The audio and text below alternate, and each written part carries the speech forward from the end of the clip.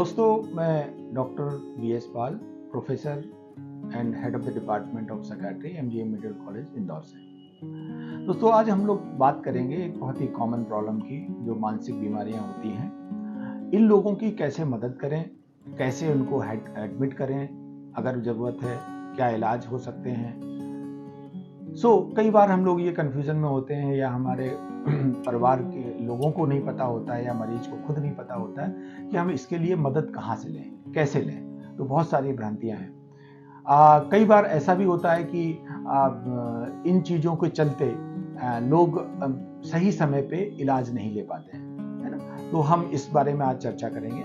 और इसमें जो मेंटल हेल्थ केयर एक्ट है 2017 में जो आया था नया, इस एक्ट के तहत दो तरीके के पेशेंट्स होते हैं। एडमिशन्स हम लोग बात करें, एक तो इंडिपेंडेंट पेशेंट्स होते हैं। इंडिपेंडेंट का मतलब होता है जो अपने आप अपनी चीज़ों को समझ सकते हैं, अपने निर्णय ले सकते हैं, और वो मेंटल उनको कुछ परेशानियां होती हैं जिसकी वजह से वो एडमिशन, अगर वो चाहते हैं, मेंटल हॉस्पिटल में जाते हैं और कहते हैं कि हमको एडमिशन की ज़रूरत है, तो वो और डॉक्टर को ऐसा लगता है कि इस तरीके की ये बीमारी है इनको, और इसको भर्ती करने से इनको लाभ होगा, कोई हार्म नहीं होगा, उसका इंटेंशन क्लियर है, तो उनको भर्ती किया जा सकता है। पहली चीज, खुद जाके और डॉक्टर को लगता है कि हाँ, इनकी बीमारी जो बीमारी है उसमें इलाज की आवश्यकता है, और ये भर्ती करने से इनमें फायदा होगा, इनको लाभ मिलेगा, तो हम जरूर ऐसे लोगों को भर्ती कर सकते हैं। एक और भर्ती के दौरान जब भी ऐसे इंडिपेंडेंट पेशेंट्स होते हैं,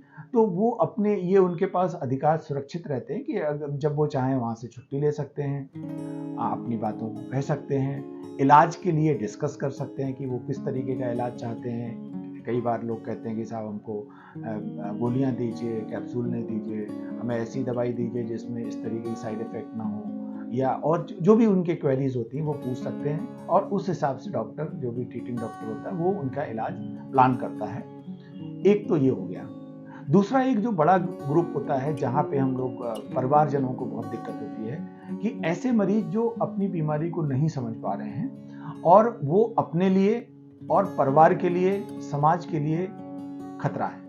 मतलब बहुत एग्रेसिव कोई आदमी है, वायलेंट है, मारपीट कर रहा है, तोड़फोड़ कर रहा है, कंट्रोल नहीं हो रहा है, परिवार को परेशान कर रहा है, खुद उसको नुकसान होने की संभावना है, समाज में नुकसान होने की संभावना है। तो ऐसे लोगों को हम लोग कहते हैं कि सपोर्टेड एडमिशन्स करते हैं। ऐसे लोगों को, जो भी उनका केयर गिवर है, वो डायरेक्ट अस्पताल में ला सकते हैं। मेंटल हॉस्पिटल्स जो भी अपने हैं, उनमें कहीं भी वो लोग ऐसे जा सकते हैं, उनको लाया जा सकता है, और वहां पे जाके डॉक्टर उनको देखेगा, और डॉक्टर देखने के बाद उनका निर्णय लेगा कि भाई इनको अस्पताल में भर्ती होने की आवश्यकता है कि नहीं है। अगर उसको लगता है कि हाँ, भर्ती होने की आवश्यकता है, तो उनको वो भर्ती करता है। जब तक ऐसे लोगों को दिमागी स्थिति ठीक नहीं हो जाती, तब तक जो भी उनके परिजन हैं, वो उनकी जिम्मेदारी पूरी तरीके से लेते हैं। चाहे वो ट्रीटमेंट के डिसीजन लेना हो, स्टे का डिसीजन लेना, कितने दिन रखना है, इलाज किस तरीके का चलाना है, उनके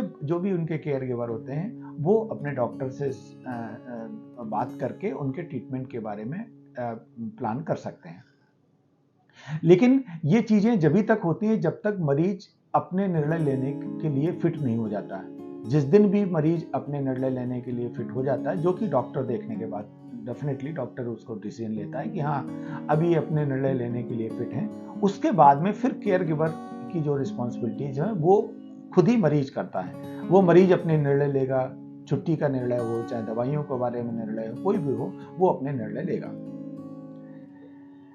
अगली चीज होती है, कई बार हमने देखा होगा कि अगर सोसाइटी में, हमारे गली में, घर में, पास पास कुछ लोग ऐसे घूमते हुए मानसिक रूप से विक्षिप्त हैं, जो अपना घर छोड़ के चले गए हैं और सड़क पे वॉन्डरिंग कर रहे हैं, उनका क्या करें।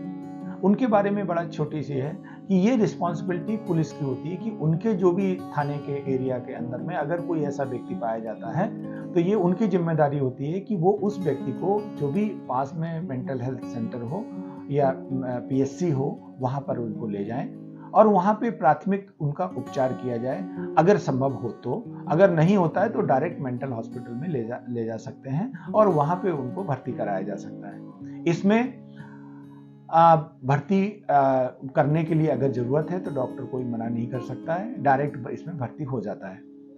कई बार पहले जो हमारा नियम था उसके तहत ऐसे लोगों को कोर्ट ले जाना होता था, सीजीएम ऑनरेबल कोर्ट में सीजीएम के सामने प्रस्तुत करना होता था, और वो जो प्रस्तुत करने के बाद सीजीएम महोदय उनको पुलिस को आदेश देते थे कि इनको मेंटल हॉस्पिटल में भर्ती किया जाए, तभी हम लोग मेंटल हॉस्पिटल में भर्ती कर पाते थे।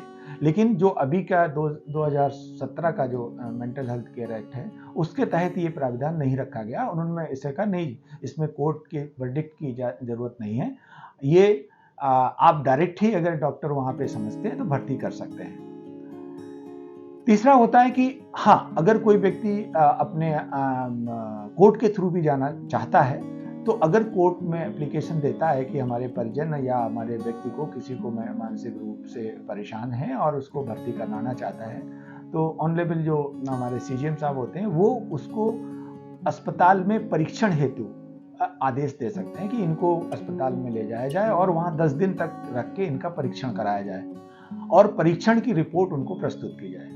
तो उसमें ये होता है कि 10 दिन के परीक्षण में उसका अस्पताल में रख के परीक्षण होता है और ये डॉक्टर डिसाइड करते हैं कि इसमें इलाज की आवश्यकता है या नहीं है, ये बीमार है कि नहीं है। अगर हमें लगता है डॉक्टर्स को कि भाई ये बीमार है, इसको इलाज की आवश्यकता है, तो वो वहाँ पे अस्पताल में रखते हैं और ये ऑनरेबल कोर्ट को इन्फॉर्म कर देते हैं कि भाई ये इस बीमारी से ग्रसित है और इनको यहाँ पे रखने की जरूरत है, अस्पताल में भर्ती रहने की जरूरत है, और उसका इलाज होता रहता है। ऐसे लोग जब भी ठीक होते हैं तो हम उनको डायरेक्ट, अगर जब भी ठीक होंगे, ठीक होने के बाद मरीज खुद अपना निर्णय ले सकता है कि हमें अब घर जाना है। अगर घर जाने का निर्णय लेता है और डॉक्टर कहता है कि नहीं, ये निर्णय इनका सोचा समझा है और ये निर्णय लेने में सक्षम है, तो उनको छुट्टी कर दी जाती है। कई बार ऐसे मरीज जो लंबे समय तक जिनका इलाज चलता है, कुछ ऐसी बीमारियां होती हैं जिनमें लंबे समय तक इलाज की आवश्यकता होती है, तो इसमें जो 1 महीने से अगर ज़्यादा होते हैं तो उसमें फिर उनको बोर्ड एक होता है, 2 डॉक्टर्स से ज़्यादा उसमें बैठते हैं और वो डिसाइड करते हैं कि इनको और ज़्यादा दिन तक रखने की आवश्यकता है कि नहीं है। वो टेक्निकल चीज़ें हैं, अगर मरीज की नीड के हिसाब से इनका एडमिशन का ड्यूरेशन और बढ़ाया जा सकता है। अगली बार होती है कि अगर माइनर है, कोई बच्चा है 18 ईयर्स से कम का है, तो क्या करें? ऐसे लोगों को भी हमेशा हम लोग मानसिक चिकित्सक से सलाह लेकर के और उनको अस्पताल में भर्ती कर सकते हैं, बशर्ते कि बस जो भी चिकित्सक होता है वो डिसाइड करता है कि भाई इनको, इस बच्चे को मानसिक अस्पताल में भर्ती करने की जरूरत है और ये इससे लाभान्वित होगा। अगर ऐसा होता है तो बच्चे को एडमिट किया जा सकता है, लेकिन बच्चे के हिसाब से वहाँ पे व्यवस्थाएं होनी चाहिए और उसके साथ में अटेंडेंट बहुत जरूरी है, कोई ना कोई उसका गार्जियन होना चाहिए, उनकी कंसेंट होनी चाहिए। और अगर ये बच्चा हमारा फीमेल है तो उसके साथ में एक महिला अटेंडेंट का रहना वहाँ पे जरूरी होता है। और जब भी ये बच्चा अगर या तो बीमारी से जल्दी से ठीक हो जाता है तो वो छुट्टी खुद भी मांग सकता है और पेरेंट्स भी के माध्यम से, चूंकि माइनर है तो उसमें पेरेंट की कंसेंट लगती है। अगर ये बच्चा हमारा एडमिशन के दौरान 18 ईयर्स की एज को ऑप्ट कर लेता है, अटेंड कर लेता है, उसको 18 साल उसकी एज एडमिशन के समय हो जाती है, तो फिर बच्चा खुद निर्णय ले सकता है और अपने डिस्चार्ज के बारे में खुद डॉक्टर को कह सकता है। सो ये कुछ तरीके हैं।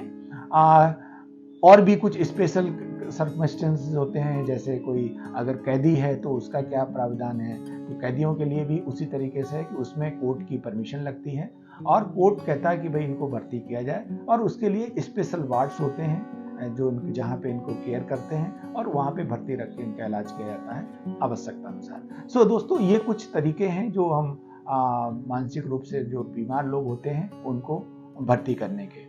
हम लोग आगे बात करेंगे और विषय पे। Thank you very much.